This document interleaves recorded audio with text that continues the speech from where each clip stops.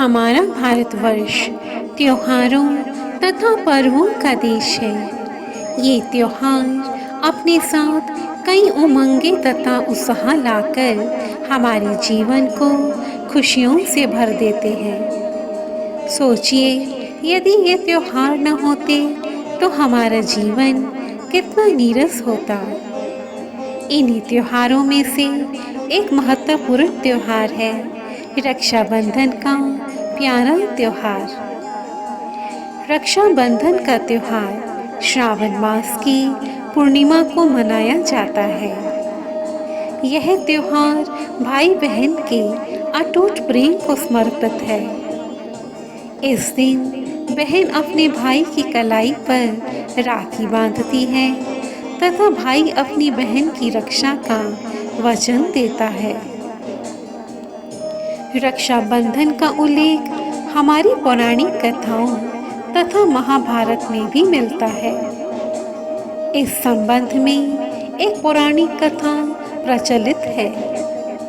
प्राचीन समय की बात है। 100 यज्ञ पूर्ण कर लेने पर दानवेंद्र राजा बलि के मन में स्वर्ग प्राप्ति की इच्छा बलवती हो गई तो राजा इंद्र का सिंहासन डोलने लगा। राजा इंद्र तथा अन्य देवताओं ने भगवान विष्णु से रक्षा की प्रार्थना की। तब भगवान विष्णु ने वामन अवतार लेकर ब्राह्मण का वेश धारण किया तथा राजा बलि से भिक्षा मांगने पहुंच गए।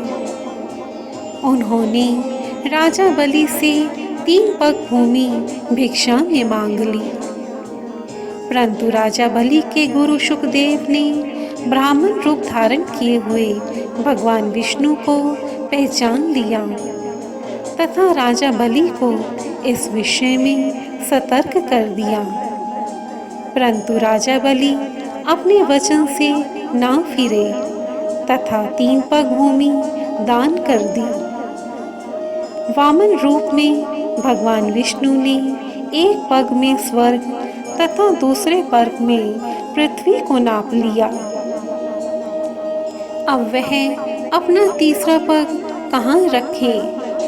तब राजा बलि के समक्ष संकट उत्पन्न हो गया। यदि वह अपना वचन नहीं निभाते तो अधर्म हो जाता।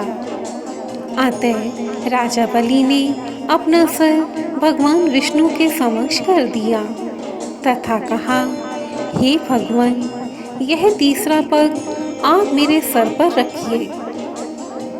वामन भगवान ने वैसा ही किया तथा तब पांव रखते ही राजा बलि रसातल लोक में पहुंच गए। जब राजा बलि रसातल लोक में पहुंच गए तब उन्होंने भगवान विष्णु को अपनी भक्ति के बल से अपने साथ रहने का वचन ले लिया तथा इस प्रकार भगवान विष्णु रसातल लोक में रहने लगे। भगवान विष्णु के रसातल लोक में रहने के कारण माता लक्ष्मी अत्यंत दुखी हो गई। तब श्री नारद मुनि जी ने माता लक्ष्मी को एक उपाय बताया तथा माता लक्ष्मी ने राजा बलि के समीप जाकर उनके हाथ में रक्षा सूत्र बांधा तथा उन्हें अपना भाई बनाया और उपहार स्वरूप अपने पति भगवान विष्णु को वापस मांग लिया।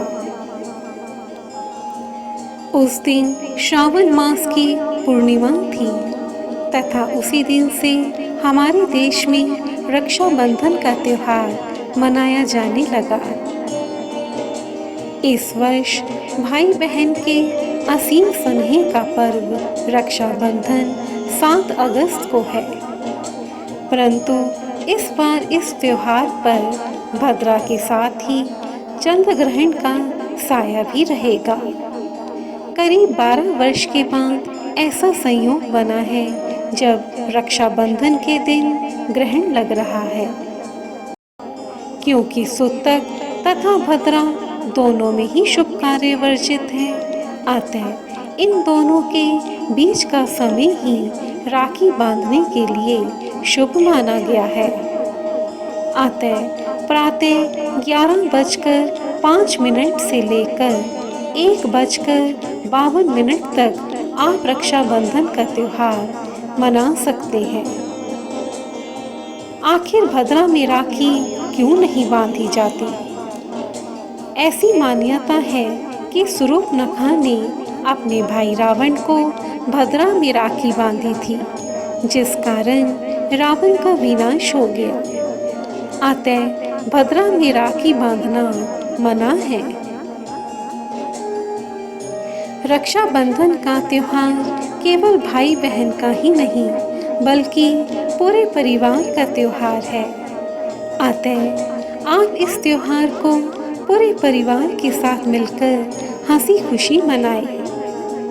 इस दिन प्रथम राखी आप अपने इष्ट देव को बांधें, तत्पश्चात अपने भाई को राखी बांधें। यदि आप अपने प्रत्येक त्योहार तथा प्रत्येक खुशी में अपने इष्ट देव को सम्मिलित करेंगे, तो वह भी घर के बड़े बुजुर्ग की भांति सदा आपके घर की रक्षा करेंगे। अंत में मैं ज्योति गोयनका रक्षाबंधन के इस पावन पर्व पर अपने देश के सभी भाई बहनों को इस पर्व की बधाई देती हूँ तथा सभी भाइयों के दीर्घ आयु की ईश्वर से कामना करती हूँ। मैं अपनी सभी बहनों से अनुरोध करती हूँ कि वे रक्षाबंधन पर चाइनीज राखियाँ बिल्कुल ना खरीदें, बल्कि हमारे देश में बनी हुई राखियाँ ही खरीदें। धन्यवाद। यदि आपको मेरी यह वीडियो उपयोगी लगी है तो आप इसे दूसरों के साथ शेयर कीजिए तथा मेरे इस भक्ति चैनल को सब्सक्राइब कीजिए तथा धर्म प्रचार में मुझे सहयोग दीजिए। धन्यवाद।